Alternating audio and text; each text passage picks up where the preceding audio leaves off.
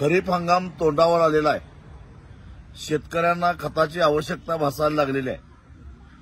Urea, super phosphate, डीएपीचे तुटवडा जाणवायला लागलेला आहे आणि जी खतं सबसिडाईज आहेत, सबसिडीवर मिळतात, त्या खताबरोबर दुसरं न खपणारं खत, मग ते नॅनो युरिया असेल किंवा सूक्ष्म अन्नद्रव्य असतील किंवा बाकी कुठलीही खतं असतील, ती घेतल्याशिवाय युरिया मिळणार नाही, सुपर फॉस्फेट मिळणार नाही, डीएपी, पोटॅश मिळणार नाही।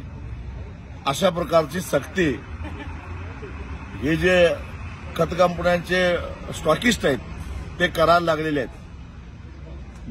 कृषी मंत्री, मुख्यमंत्री फक्त घोषणा करतात, प्रत्यक्षामध्ये तसे घडताना दिसत नाही।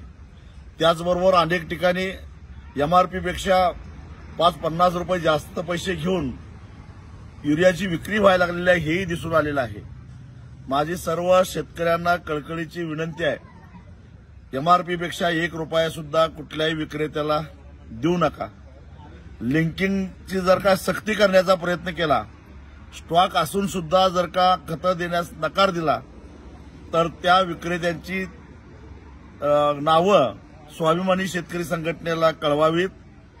वेळ प्रसंगी कायदा हातात घेऊन दुकान फोडून आम्ही शेतकऱ्यांना खतं वाटप केल्याशिवाय सोडणार नाही, पण एमआरपी पेक्षा 1 रुपया आमच्याकडून द्यायला मिळणार नाही आणि लिंकिंग अजिबात सहन करणार नाही।